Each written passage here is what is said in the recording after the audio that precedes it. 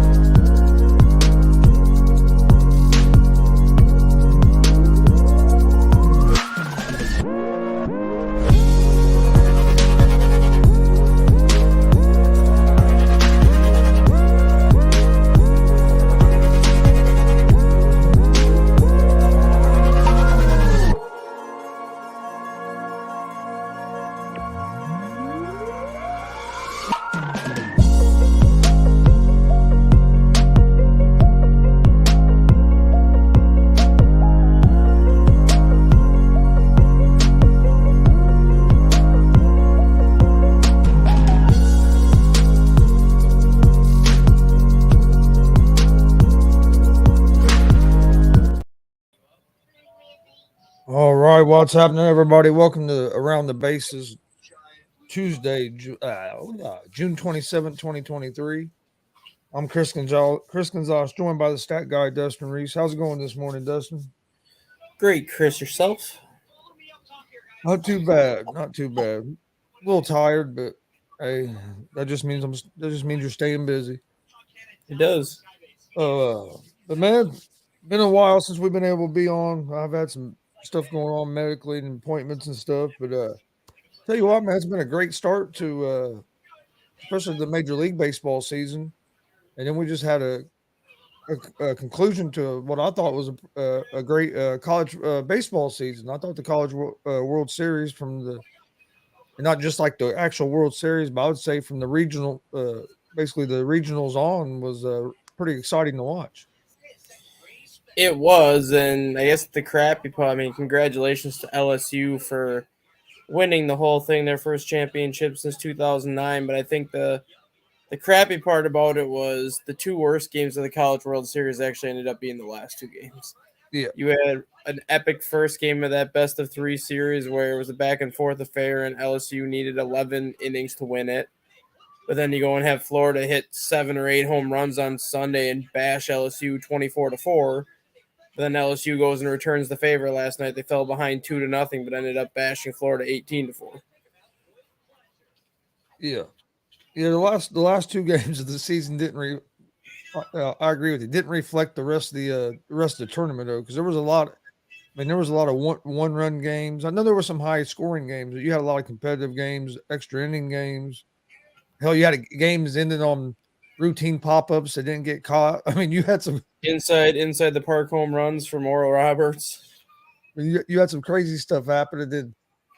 And I think, and I agree with you, I think it put a little bit of a damper on it because I heard a lot of people saying, well, I expected the College World Series to be a lot better than it was. And I think they were just looking at those last two games because some people that aren't diehard baseball fans or might just be casual college baseball fans, all they watched was those last three games. And they take it as the whole playoffs was like that instead of, no, the whole playoff was good. Yeah, the last series ended up not being as good as we was hoping, but that happens sometimes. Yeah, I tend to agree with you on that a little bit, but kind of what I want to say is kind of a little bit of a pushback on that too is you have to look at how that first game of the series unfolded and going 11 innings where you had Florida's pitcher threw 13 pitches in 4 innings. So Florida already had to dig into their bullpen a lot sooner than they wanted to in that first game. LSU's pitcher struck out tournament record 17 batters in 8 innings and threw 21 pitches in 8 innings. So LSU only, I think, used 2 pitchers in that game. They had the one pitcher that went the 8 innings and then their second pitcher went 3 after that. Florida already used, 4 or 5 pitchers in that first game. So you knew Florida's bullpen was going to be taxed a little bit. Game 2, I still think they used 3 pitchers because even that first pitcher they used only got through 5 innings.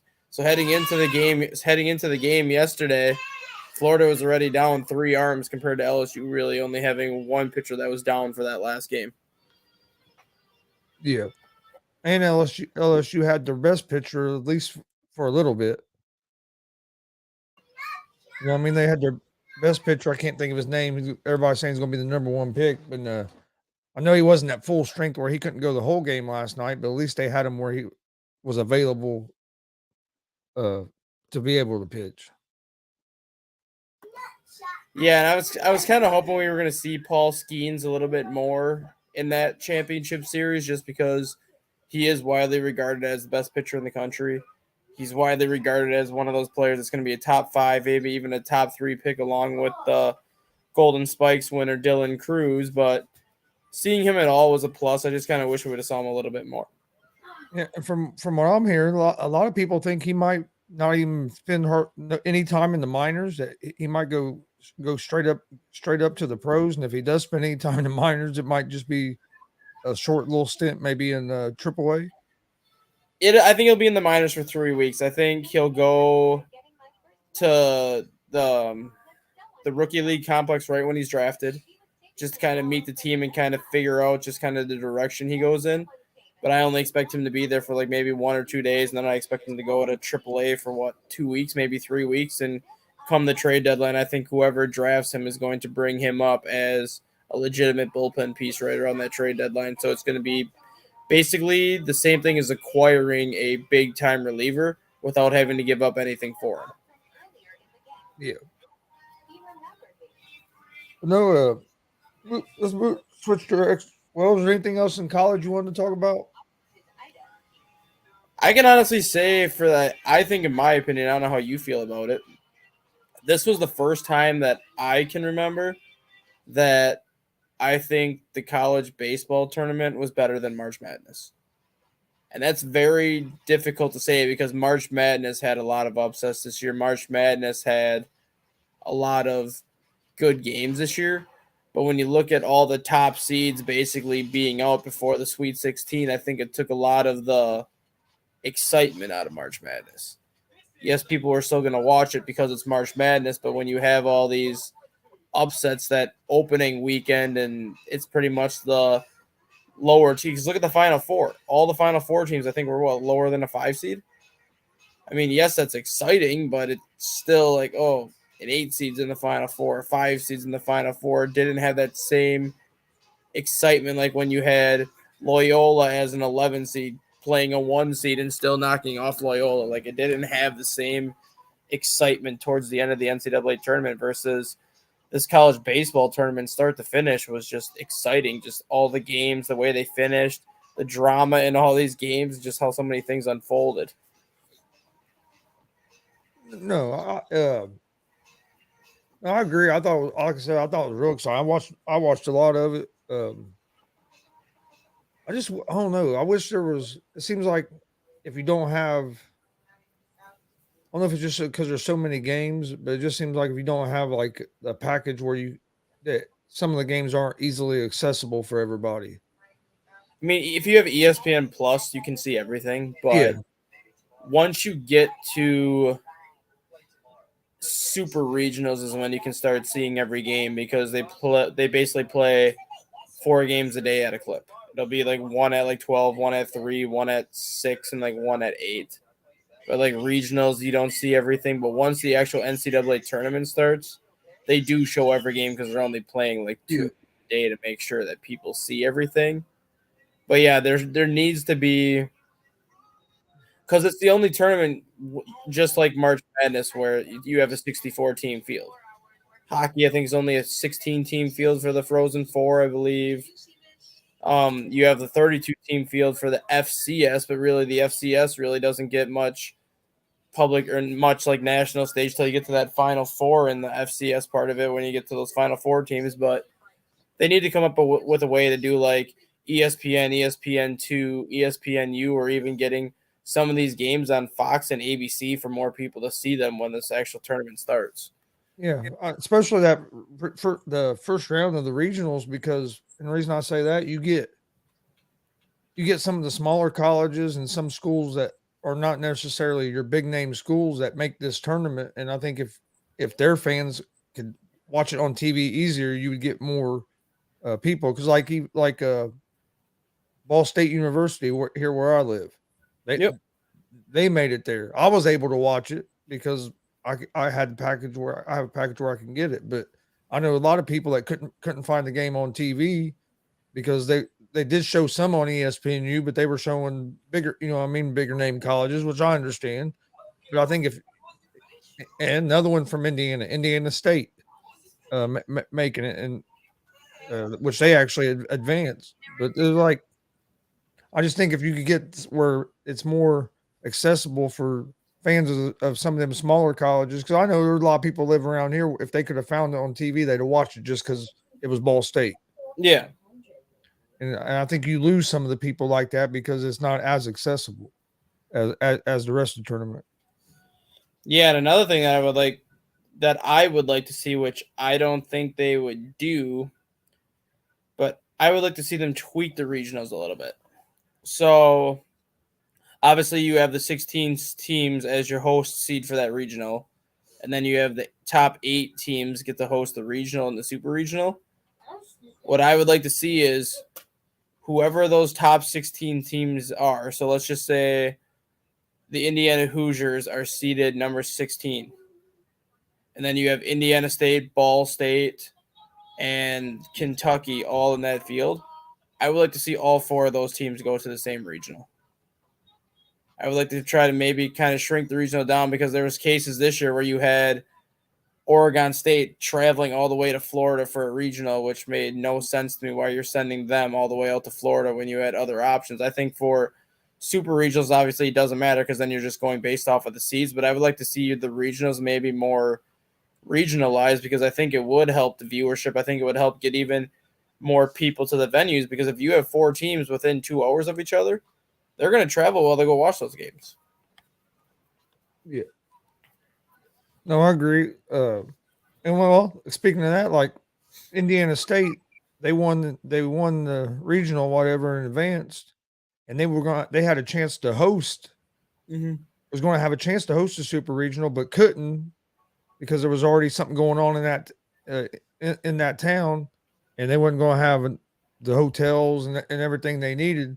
So they lost the chance to host the event, and then I know there was a lot of people upset about it, and then they had to go. So they ended up having to go on the road to play somewhere where, when you're a smaller school like that, that's a big advantage to be able to play at home. It is. They couldn't because it was something to do with the Special Olympics, which is there every year or whatever, and I understand. Hey, you have that big events there every year, so I understand why. But it was like, man, why couldn't you have done it maybe somewhere else in Indiana? At IU or at another school somewhere close where you still could have had that the fans could have made a short trip and been there. Mm-hmm.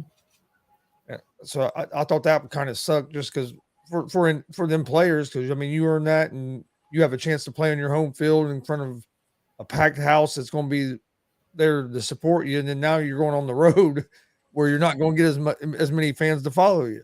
Yeah, I know some people that are graduates of Indiana State, and they were upset. They were upset with Indiana State for not accepting it. It's like I understand why it happened, but it was just a bad situation. But I mean, because you have a lot of people come in town for that Special Olympic stuff. So I mean, it's a big event as well. That's there every year for that town.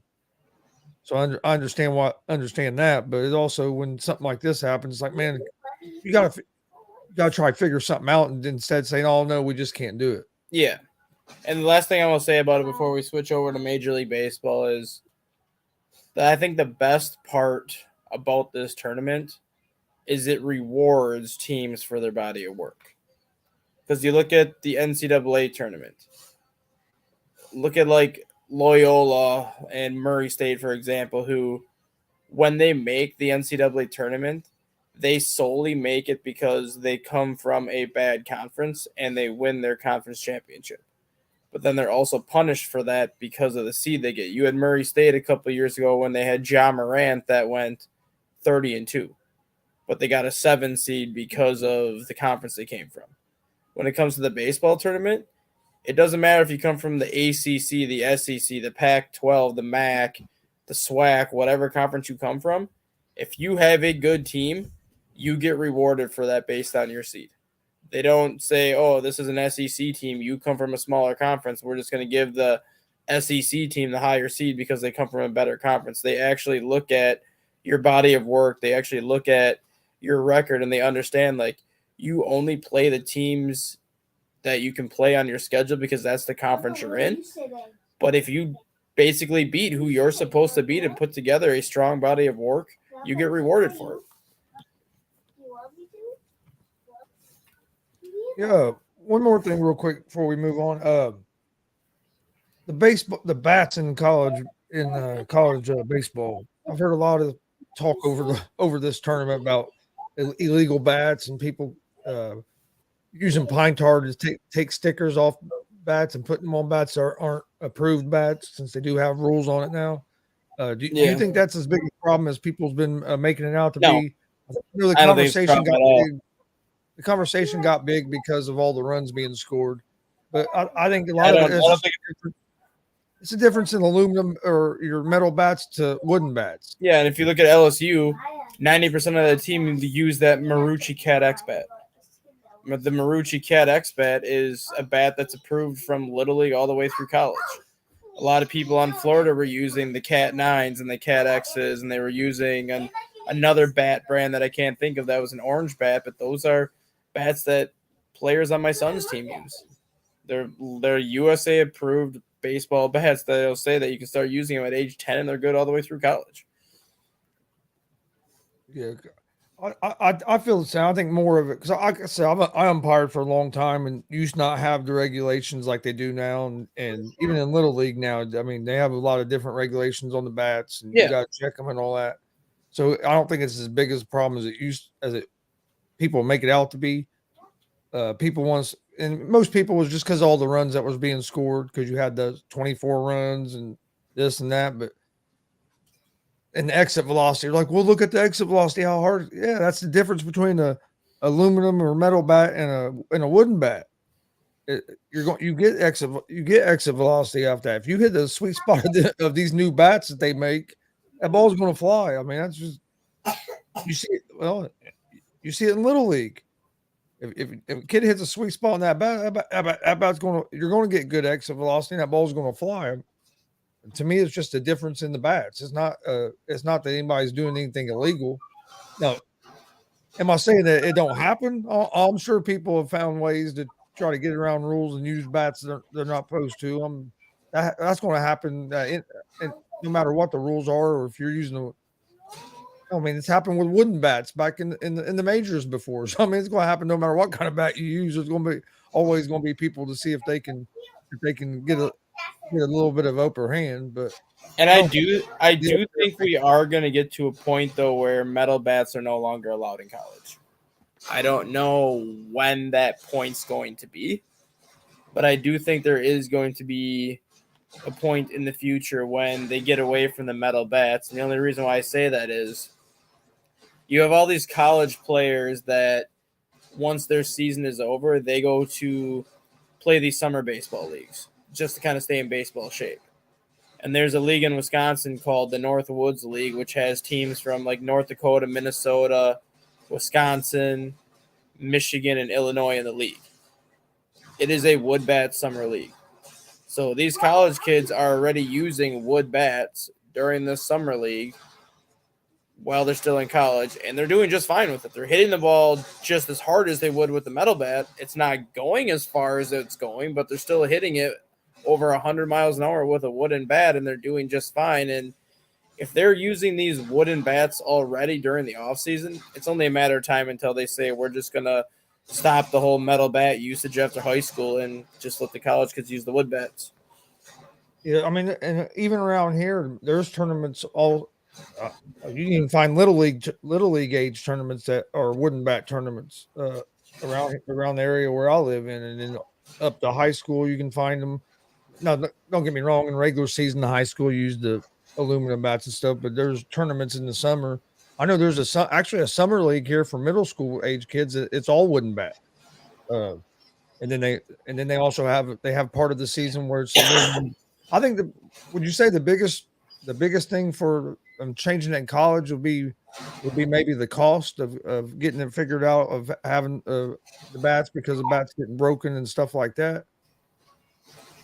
We also have to look at it with every one of these. Every year, you're seeing pitchers throw harder and harder every single year. The harder you throw, the faster that bat, or the faster that ball is going to come off the bat. And if that's going to be the case from here on forward, where all these pitchers are going to be throwing 95 plus, they're not going to have a choice but to get away from metal bats because of a safety side of things too, because eventually the balls are going to be coming off that bat so fast that nobody's going to have a chance to even react to make a play. Especially with the new technology that keeps coming out, because these bats just keep getting hotter and hotter as well. Mm-hmm. I mean, hell, some of these, I know because you're around little league baseball and stuff, but some of these little league bats, dude, you could barely swing the bat and the ball that ball flies. Yep. Be out there hitting bat practice to your team and go to hit a little pop up and hit it over the damn fence. It's crazy, because I remember when I played, we didn't have the bats near as hot as the bats are now. No, definitely not. If you didn't square it up and hit it in the sweet spot, it wasn't going. Nowadays, you can not even have to hit a sweet spot of the bat and the ball still fly off there at a high velocity. Yeah. Frankie, I think we'll beat them today for you. We got off to a rough start yesterday, but we got a better pitcher going today. I do think we'll have a better chance against Baltimore today. But Baltimore's a good team. They've been playing pretty good all year. But speaking of Baltimore, switch over to Major League Baseball. I know we haven't been a while since we've done the show, so we'll kind of. But what do you think about having some of these teams that people didn't probably expect to be here, either leading divisions or right there competing in the lead division? I think there's been quite a few surprises this year on some of these teams being maybe a little better than what we thought they would be. I know it's early in the season, so a lot can happen. I mean, we've seen teams go from being one of the worst teams in the first half of the season to go winning the World Series, so a lot can change. But I mean, even a team like Baltimore, like Frankie was just talking about, they started showing signs last year of getting better. Yep. But I don't know if anybody would have thought they would have the record they have now this early in the season. They've been playing solid ball from the get-go. The Rangers have really flipped. And if you look at the National League Central, I mean, it's one. It's a pretty competitive division, and I don't think anybody would have thought the Cardinals was going to be in last place. Not at all in that division. But this was why this balanced schedule was created this year. This is why they came up with this idea to, hey, let's eliminate 5 division games basically for each team. And I know people don't think that's a lot, but you eliminate 5 or 6 division games from each team. That's 20 to 24 less games that you're playing in your division that you can use to play other teams. And I've said this before, and I'm going to say it again with this. It wasn't just 5 division games, right? It's basically 5. Was it 5 series? It's 5 division games per team. So instead of the Reds playing the Cubs 19 times a year, they're playing them 13. Yes, sir. But you do that for everybody in your division, though. It still eliminates 24 division games. But I said this before, and I'll say it again. The Dodgers are a perfect example of why they wanted to create this balanced schedule. You look at how good this Dodgers team has been the past decade. How many times they've won 100 games. How many times they've won their division by 30 games, sometimes 20 games, whatever. But yet they would falter in the playoffs more often than not. And my argument for that was the Dodgers played in one of the worst divisions in baseball for about 5 or 6 years. If you're playing each team in your division 19 times, that's 76 games within your own division, which is basically half of the season. The Dodgers could go 56-20 against their division, which is 36 games above 500, and then basically play 500 baseball the rest of the season, and they're going to win 98 games. But that 500 record outside of division just goes to show you that they are an average team at best when they leave that division, and you're seeing it this year. I'm not saying they're a bad team, but they're only 9 games above 500 right now, and they're in third place in their division behind the Diamondbacks and the Giants because they're facing teams outside of their division more often. They're losing to these teams more often than they would if they were playing more of their divisional opponents. Yeah, and I think that's with the Dodgers. I think it's a combination of the schedule change and they didn't do enough to replace the players that they lost from last year as well. But I think the schedule changes and I think the rule changes. Not the shift not being allowed. Well, I mean, you can shift a little bit, but the new rules where you can't be on the other side of the base and you can't be in the outfield. I think that's changed the game a lot. I enjoy it. I think it's a better product right now to watch, especially if you're watching it on TV, which I love going to baseball and watching it live, but just watching the game on TV, there's more action. It's not all home runs and strikeouts. You're seeing more base runners, stolen bases. I've seen more bunts in the first half of a baseball season this year than probably the last 10 years. And that's not even looking at the numbers. That's just watching, you know what I mean? Even with the Reds are one of the most aggressive teams when it comes to base running. I mean, it's just a fun brand of baseball to watch, and you're seeing more teams start to be aggressive like that. And I think it'll help the game of baseball. I think it'll get more eyes on the game of baseball. I think it will too, and it's kind of funny how you say like there's not as much strikeouts anymore, but yet they were talking about this during the White Sox and Angels game last night. Strikeouts are still on pace to be at a record high and even shatter last year's record. So yes, people are still striking out equally as much, if not more, than they have in the past. You just don't notice it as much this year because of the stolen bases, because of all the other things that have been brought back into the game this year that kind of have disappeared the last 10 years. Yeah, because now it's not just either a strikeout or a home run. You might have a strikeout, then you might have a base hit or a double, or hell, I watched Ella De La Cruz hit for the cycle the other day. That's the first time I watched somebody hit for a cycle, and I couldn't remember how long. I mean, right. I'll be honest. Didn't he get the cycle at Cincinnati too, where it's not an easy park to get a triple? Yep. Yeah, he got Well, most players that wouldn't have been a triple. Most players that would have just been a double. But but it's like Cincinnati is one of the hardest parks to get a triple because the lines are so short. There's not really any and he didn't areas for the ball to get wedged. He hit it to right center, but shaded more to right in the deep part of Cincinnati center field. So it looked like he hit it to the deep part of the field. It was just a dude. He's so fast. He's fun to watch.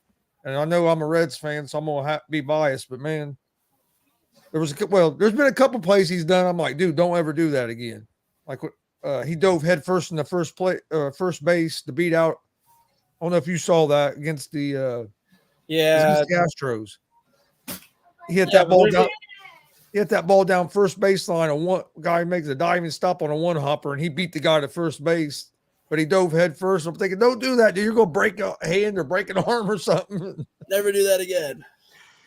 But I mean, because I remember watching, I couldn't believe it. I'm like, I think that's the first time I've seen a guy get a base hit and hit the ball to the first baseman like that. It's just, but he's fun to watch. And here's the crazy thing, man. They brought him up. In his first 5 games, he had at least one hit. Yep. And then he had he went 3 games without getting a hit. And you had some of these, I call them fake Cincinnati Red fans. They're trolls. We need to. It's starting to prove that the Reds brought him up too quick. They need to send him back down to the minors. I'm like, dude, are you guys? The dude had a couple games without getting a hit. That happens to any player. It ain't that big a deal. And then he came back and went on another big run and National League Player of the Week and everything. But it's like, go by recency bias too much. Just because the guy has a couple bad games, it's not time to ship him off to the minors. I want to see Ellie. I want to see Ellie De La Cruz race that new shortstop in Boston, that David Hamilton. But man, he's fun. I know that'd be fun to watch too. And that's the other thing I think that's helping baseball. You're getting a lot of these young guys that are electric and fun to watch, and that could be, I think, big stars for baseball. And if baseball, heaven forbid, if they could learn how to market their players, I think they have an opportunity with some of these young players that they could really market these guys and make them big stars and help the game. Yeah, and it's kind of funny what you said about like all the casual fans like saying how they called Ellie De La Cruz up too soon because he won a couple of games without a hit. But the reality is, baseball is the only sport where you can fail 70% of the time as a hitter, and you're going to be a first ballot Hall of Famer. So that's what I've always tried to, when I coached Little League and even, just coaching baseball, period. That's why I always try to explain to my players is baseball is a game of failure. You're not going to, if you fail 70% if you fail 70% of the time as a pitcher, that's a different story. Yeah. But as a hitter, if you fail 70% of the time, you're going to have a Hall of Fame career because that means you're hitting at 300. Baseball is one of the only games where you're going to fail. You're probably going to fail. You're going to fail more than what you're going to succeed in baseball.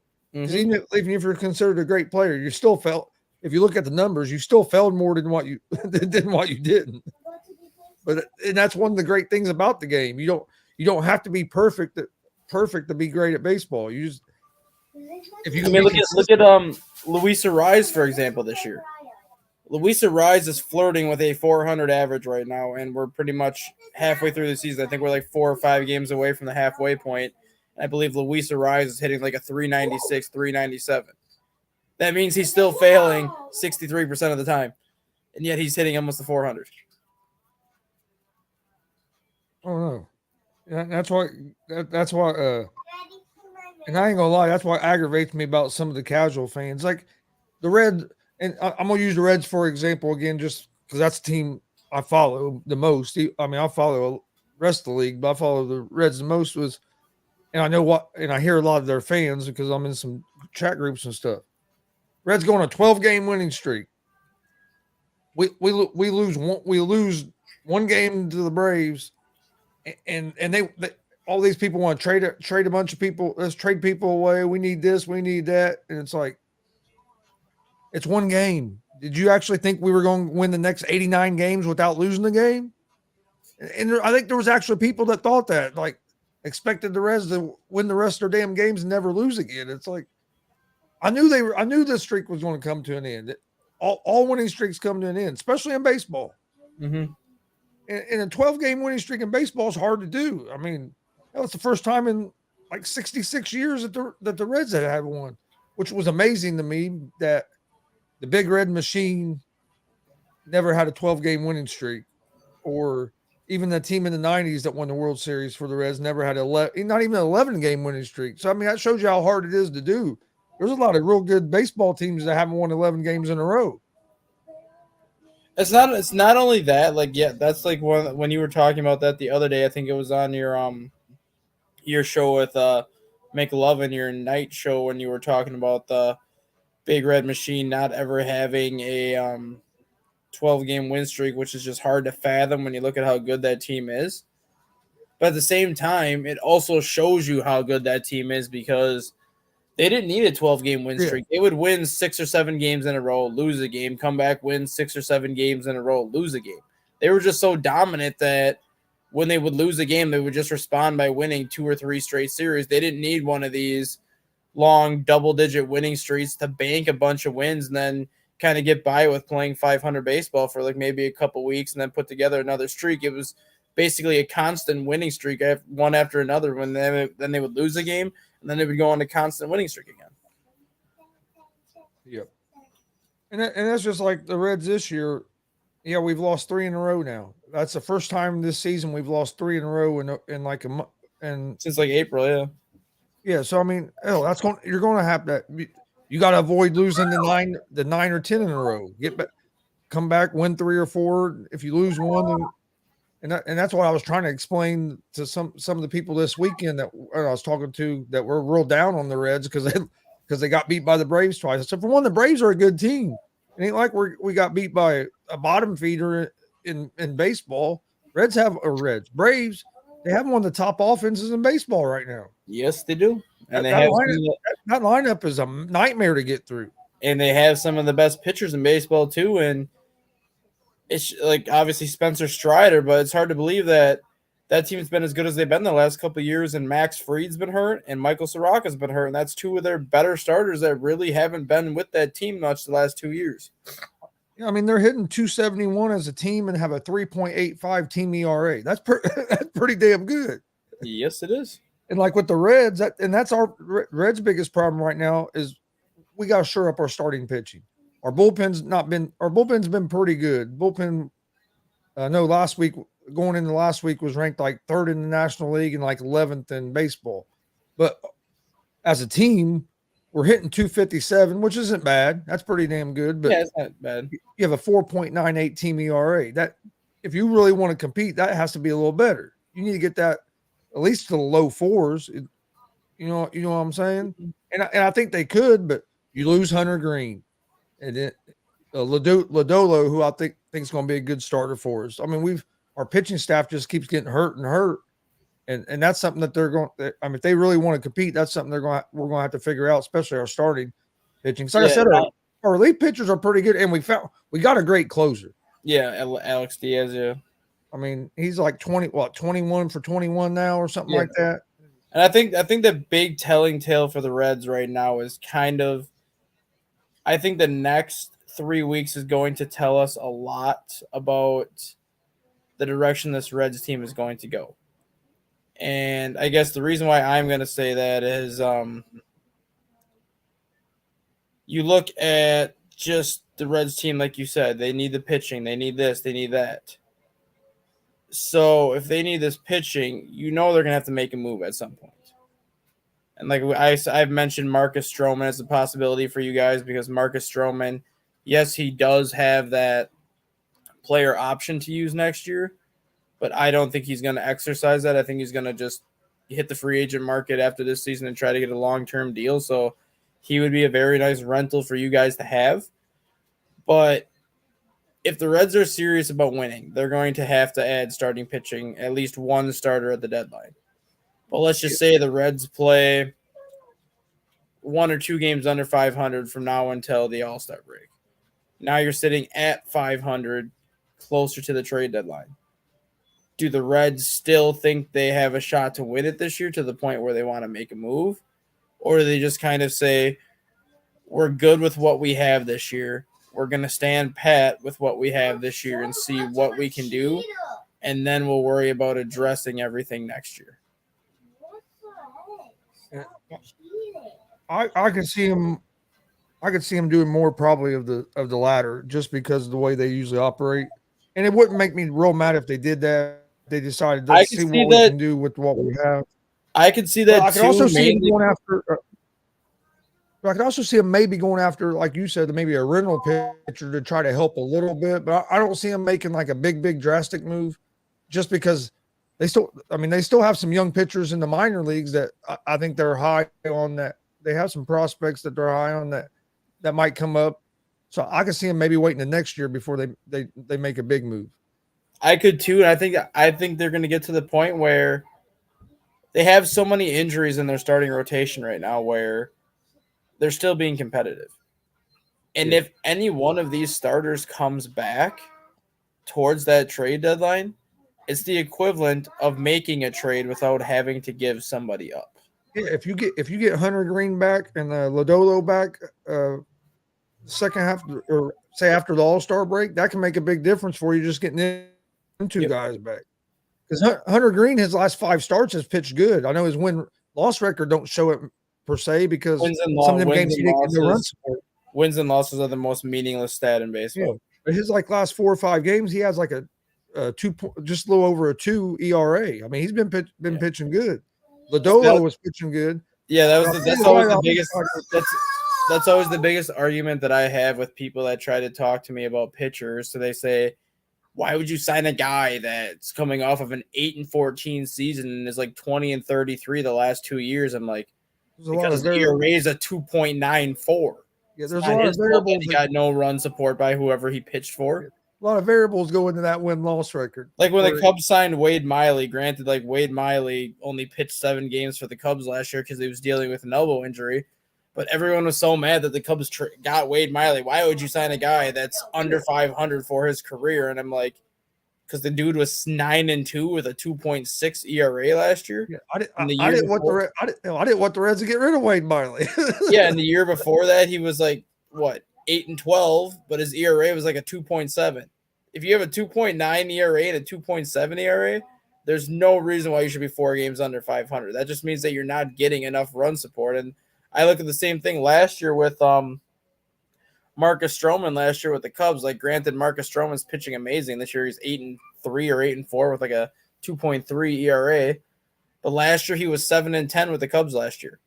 But his ERA was a 3.1. In the second half of the year, it was a 2.5. So it's like the guy did his part. He just didn't get the run support that shows his win-loss record. And I'm high on this start. The guy that's starting for the Reds tonight, this Andrew Abbott. Andrew Abbott's been pitching amazing lately. Yeah, every start he's basically been a quality start that he's had so far with the Reds, and that's why I think I like our chances tonight because you have him on the mound. He has a 1.14 ERA in his first 3 starts. Yeah, I mean, that's just you don't see that all. No, you don't. So I mean, they show, and there's other teams. Like I said, there's been a lot like the Rangers, Orioles, the Rays. I mean, I think a lot of people thought the Rays would be competitive, but I don't know if they thought they were going to be I thought as they'd been early in the season. I thought the Rays would win the division. I didn't think they'd be as good as what they are, but the Rays are just one of those teams that you know they're going to always be there at the end. That's because they have a great manager in Kevin Cash. They have a great player development system from the top down that knows how to develop these players and bring them along how they want to the point where they can trade basically whoever they want to trade away at any point in their contract, and they just call somebody else up that plays equally as well, if not better. But Kevin Cash just knows how to manage his pitching staff. He's always been that kind of a manager where he's got guys like Tyler Glasnow and Shane McClanahan who are like the guys that he can ride 7+ innings. But typically the rest of that pitching staff, if you got 5 innings out of your starter, he was fine with it and he would go to the bullpen. And now this year you add that Nathan Eovaldi to the mix, so you're getting another – no, not Eovaldi, Zach Eflin to the mix, who's having a great year. They brought in that Taj Bradley this year, who was like one of their top pitching prospects. Glasnow, I think, actually comes back in July now. So they're going to have legitimately 4 guys in that rotation now that can give you 6-7 innings. And it's going to put less stress on the bullpen, which is going to make that bullpen that much tougher come the postseason. And we've all seen how good that Rays bullpen is when they're on. Yeah, I think they're at a team ERA of 3.59 right now. Yeah. and like you said, they can get some guys back. And another thing about Tampa, they're tougher than hell to beat at home. They are. The hell, they've only lost, 8 or 9 games at home this season? Yep, and if they get home field in the playoffs, that's just – I mean, I don't care how crappy that venue is. I don't care that they don't sell out their games during the regular season. It's still a tough place to play, and they will sell out during the playoffs. They will get people in that venue during the playoffs no matter how much people hate going there, and that's just going to make it that much tougher to play at. It was nice seeing Cincinnati sold out this weekend. That was nice. It's been a while. Definitely been a while. I'll tell you a team that I've been kind of disappointed in that I thought was going to be playing better was the Seattle Mariners. The way they kind of started picking it up toward the end of the season last year, I thought they'd get off to a better start this year. I did, but losing Robbie Ray really killed them. I mean, yes, they still have Luis Castillo. They still have Logan Gilbert. And they have that Bryce Miller who's kind of taken the place of Robbie Ray and come out of nowhere. Robbie Ray was kind of that leader of that rotation. He was kind of that leader in the clubhouse. And yes, I get that he's still there, but he's not on the field, so losing him really has hurt that team a lot this year. But you have to look back at last year. Seattle kind of did the same thing last year. Yep. They hovered right around 500. I think at the All-Star break, they were 3 or 4 games above 500 at the All-Star break, so they were in a slightly better position than what they are this year. But they had the second best record in baseball after the All-Star break last year. And that's the reason why they ended up winning 92 or 93 games last year, because they got hot after the All-Star break last year. They went and got Luis Castillo. They went and made the moves that they needed to make that second half to make a run. And Seattle's just too good of a team not to make another run like that again. I'm not saying they're going to play as well as they did last year, because I don't think they're going to win 90 games this year, just because losing Robbie Ray really hurts, and they've gotten off to, I think, a slower start than a lot of people expected them to this year. But I'm not going to be surprised if they win 87, 88 games by the end of the year and at least put themselves in a position to get that final wild card spot again, just because the talent is there, the experience is there, because they've been in this position before and they know what it takes to get on a second half run. And they got to start hitting the ball better. Yeah, and I think that's the key, is the offense. You're hitting 229 as a team, and when your pitching staff has under a 4 ERA. Yeah. So I mean, your pitching staff's doing their job for the most part. If they could just start, you got to score runs. And that was what hurt them even in the playoffs last year when they went on that run. If they could have scored some runs, they probably would have beat the Astros. Yeah, because I think last year, they hit a 241 as a team last year, which it's not great either. But after the All-Star break, they hit a 256. Yeah. So again, the first half last year, they were in the 230s too, where for whatever reason they couldn't hit during the first half, and they figured it out in the second half. And that's going to be the key to them again, is they got to get closer to that 250 batting average range in the second half. I think people forget how tough they played the Astros in the playoffs last year. They had chances to win that series. That series should have won 5 games. It should not have gone 3-0, because Seattle let game 1 get away. Game 2, Houston just beat them, and then game 3 was 18, 19 innings, and the game was 1-0, and Seattle probably should have won that game. That game should have been at least another game for sure, because Seattle should have for sure taken game 1. But I would not have been surprised if that series won 5 games. Yeah, that's all. And I was like, people forget where they were at, and then. But I don't know, man. Like I said, I think it's going to be the Mets. The Mets have been a disaster so far. I mean, yeah, they've been a disaster so far. You didn't have Verlander for I think injuries have hurt him too. But you didn't have Verlander the first month. You didn't have Scherzer right away that first month. I mean, you added Kodai Senga to the mix, but you lost Chris Bassett. You lost Taijuan Walker, so you lost 2 of your better middle of the rotation arms last year. You lost DeGrom, but you replaced him with Justin Verlander. But if he misses his first 6-7 starts, you're not getting much out of him. And same thing with I think everybody on that pitching staff this year has missed time besides Kodai. Okay, that's why one thing because a lot of people are all over the Mets because they're spending so much money and they are under 500. But a lot of that, at least I believe, a lot of that's due to all the injuries that they've had. Yeah, I think they would have a better record. But my question is, do you think that they can stay close enough where if they get healthy, they can make a run in the second half? No, I don't. I mean, you look at how good that Braves team is. They're not going to catch the Braves even if they get healthy. They maybe not win the division, but I mean, even maybe get in the playoffs.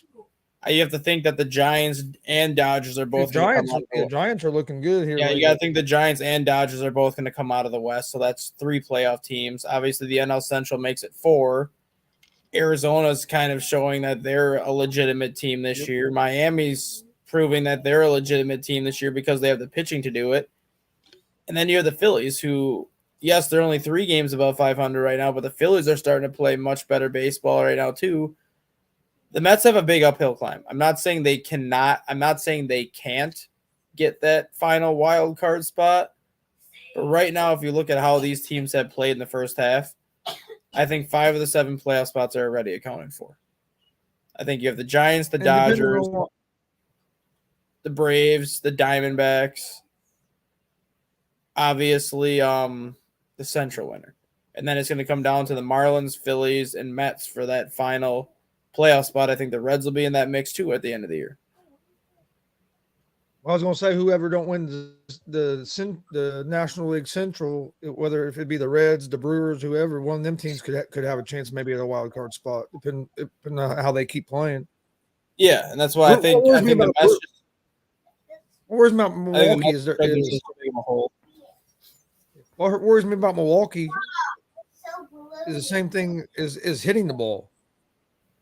Is them scoring runs because they only have a 226, only hitting 226 as a team. That's been the Brewers thing the last couple of years, and that's why like being in Wisconsin, I see it all the time because like I'm around Brewer fans all the time, and you have all these Brewer fans whenever they win the division say, "Oh, our team is so good. Our team is so good." I'm like, you have a 223 average.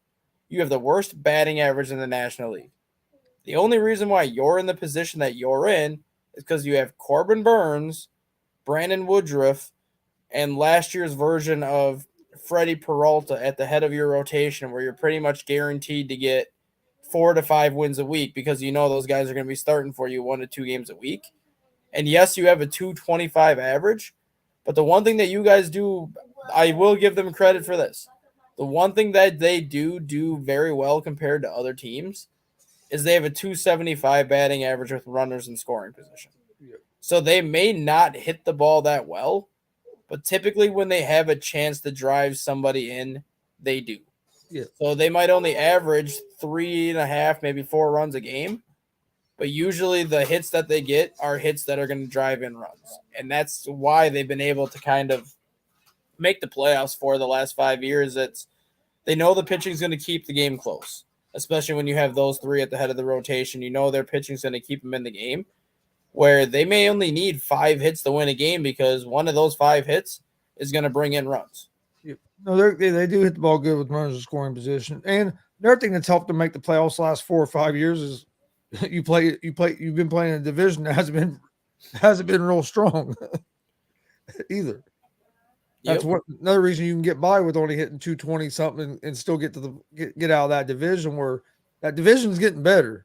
You're not going to be able to do that much longer because the Reds are getting better. The Cubs are getting better. I know they're and they've been playing pretty good here. They've won 11 of their last 14. Yeah, I mean the Cubs are getting better. Reds are getting better. That division is starting to get more competitive, and I don't see the Cardinals staying down for a long time. They're a team that usually does a pretty good job. I think the Cardinals are done this year, and the only reason why I'm going to say that is you see the Wilson Contreras effect this year.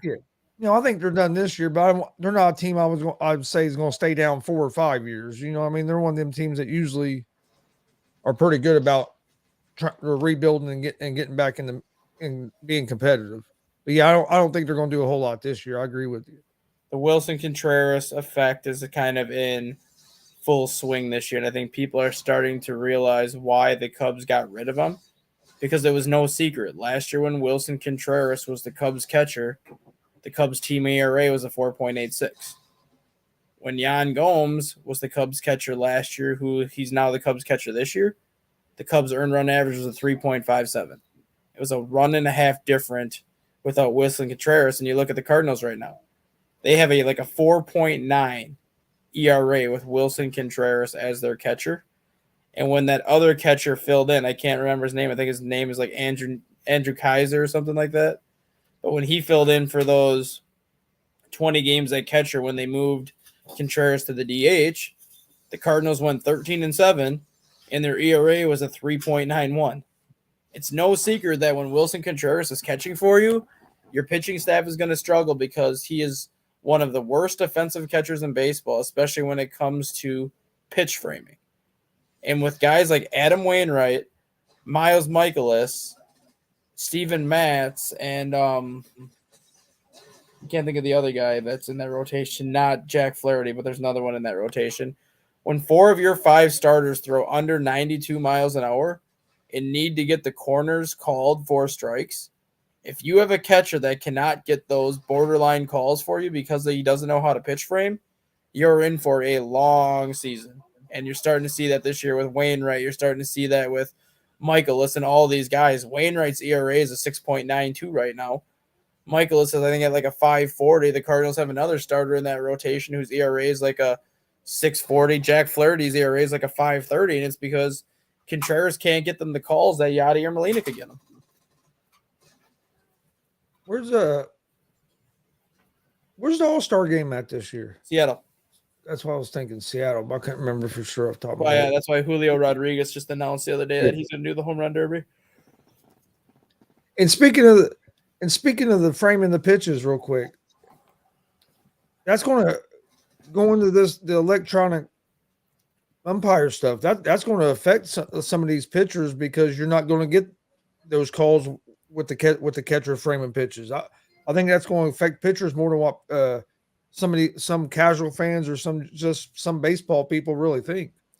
It is going to affect a lot of pitchers, and they're going to have to adjust, and it's going to be very difficult for them to adjust, especially guys like Kyle Hendricks, for example, who only throws 87, maybe 88 on a good day where he needs the corners, because if he has to throw over the middle of the plate, it's going to be batting practice.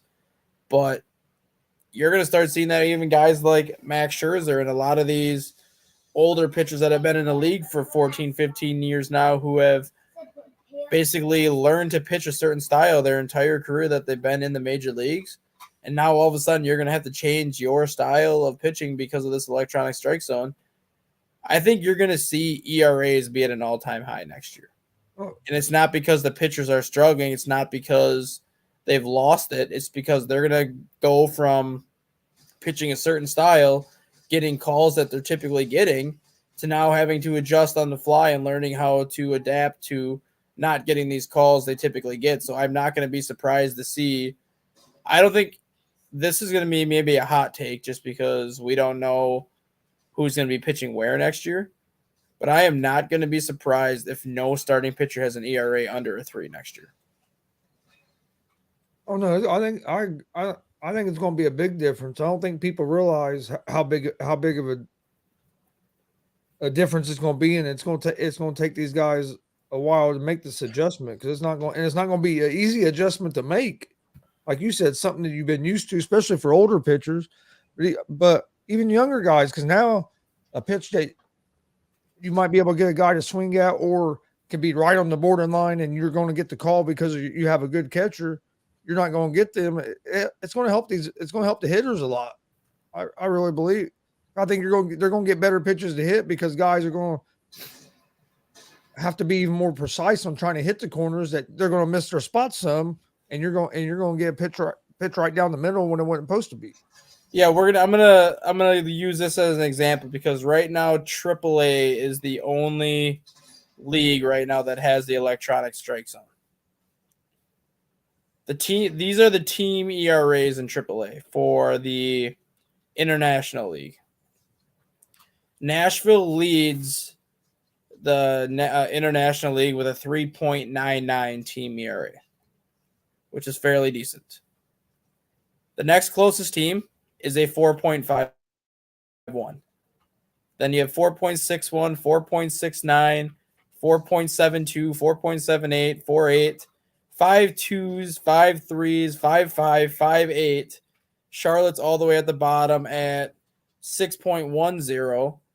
And then the other side of the AAA, which is the Pacific Coast League, Oklahoma City leads the Pacific Coast League with a 4.62 ERA. Round Rock has a 4.88. And then you have 5.67, 5.84, 6.04, 6.25, 6.40, 6.59, 6.61, and 7.07. Those are the ERAs for your team ERAs in AAA. And that just goes to show you what an electronic strike zone does for these pitchers. It forces them to throw more strikes over the plate, which leads to better batting averages, which leads to more runs being scored and a worse team ERA. And I think that's something that you could see in the majors next year when these players are learning to adjust to it, is you're going to have a very high team ERAs because these pitchers are going to be forced to throw more hittable strikes over the plate. And kind of your point, if you look at the ERAs, team ERAs this year, I think there's 14 or 15 games today on the schedule.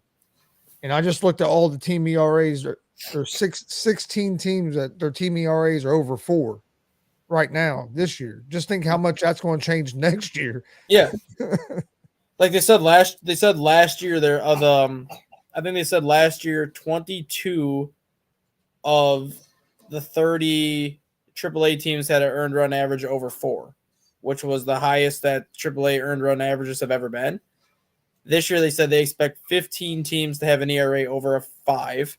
They expect 10 teams to have an ERA over a 6. And they expect like 2 or 3 teams to have an ERA over a 7. And they don't even expect anyone to have an ERA under like a 4.4 before the season's over. Yeah, you have 15 games today, so that's 30 teams. Now those 30 teams that are playing today, 16 of them have over a 4 ERA right now. So just think what the majors will look like next year. You're going to see a lot of teams probably at that 4, 5 or higher. Exactly. You already got some. You already got quite a few there this year, but you got a lot of teams that are hanging around that 3.7 range, 3.8 range that next year are going to be up in the 4s. Right.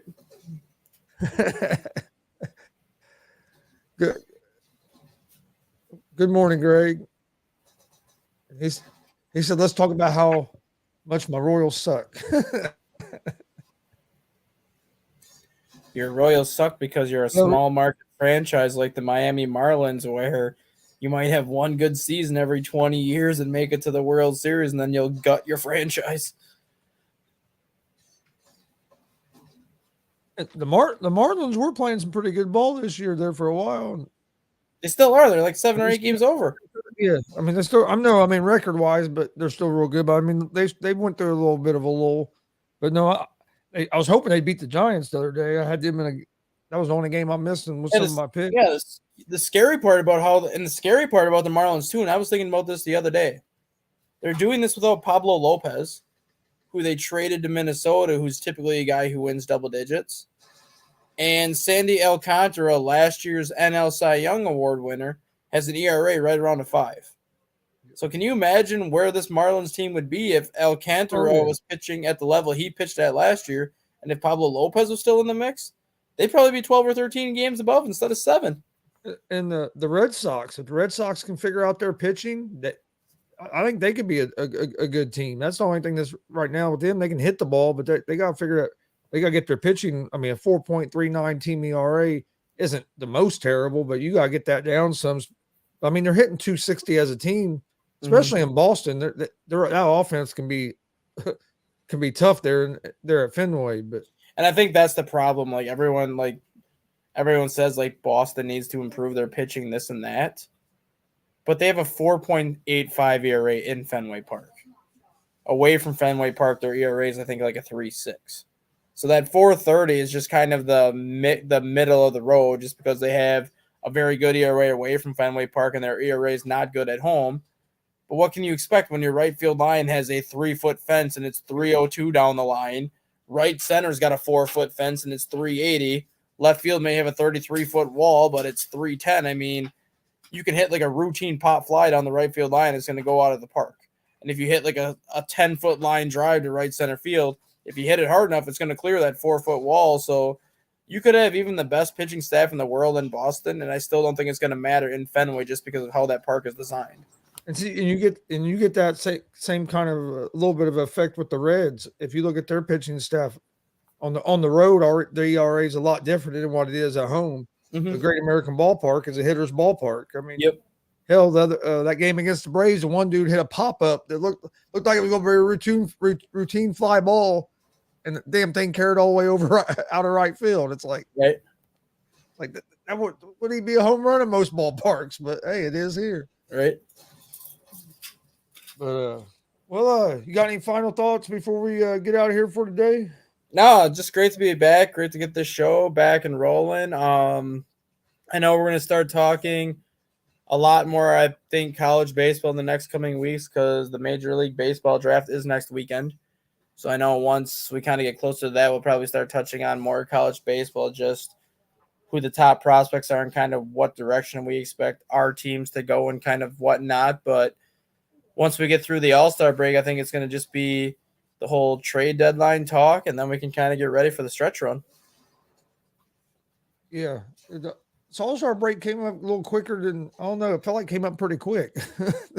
It did, but like you said, with how baseball is being played with these new rules, it makes the game go by quicker, and I think everything's just going by so much quicker this year because this new schedule, I think, is keeping even the most casual baseball fan more engaged because you have the less division games to follow and kind of like you're playing everybody else.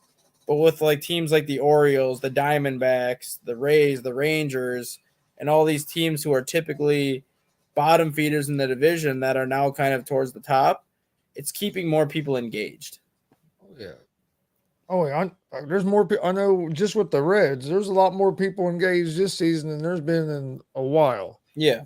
People, I've seen all these people proclaim themselves as Reds fans. I'm like, where the hell have you been for the last 20 years?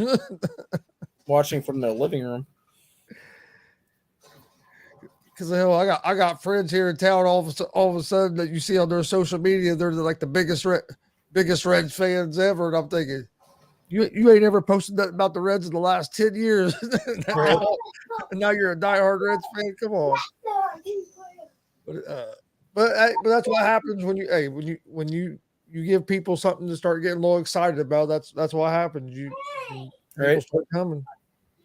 And Dela Cruz is going to help with that just because he's so good. Plus the style he plays, he can be so damn electric that he's going to draw eyeballs. Right. But we appreciate everybody watching.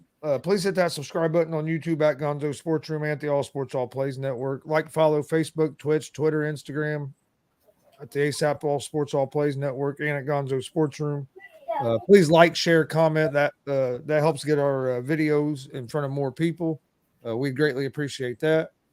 We'll be back this afternoon. We have the ASAP Afternoon Blitz at 1 p.m. Eastern. Then you have Easy Money, a sports betting show at 3. Trying to think if there's any other shows anybody else. I'm not sure what others. I know we got those shows, and at 7:00 tonight, unscripted. So that's some more shows. They'll be on the ASAP All Sports All Plays Network today. Also, if you're a pro wrestling fan, I'll be airing a pro wrestling show tonight at 8:30 p.m. Eastern that we recorded Saturday night. It was a great show for Summit Pro Wrestling. It was at the Hancock County Fair. We'll be showing that tonight on YouTube, Twitch, and Twitter at 8:30 p.m. Eastern. So join us for that. But this has been Around the Bases. Thanks for joining us, and we'll see you guys tomorrow, 9 a.m. Eastern. Have a great day.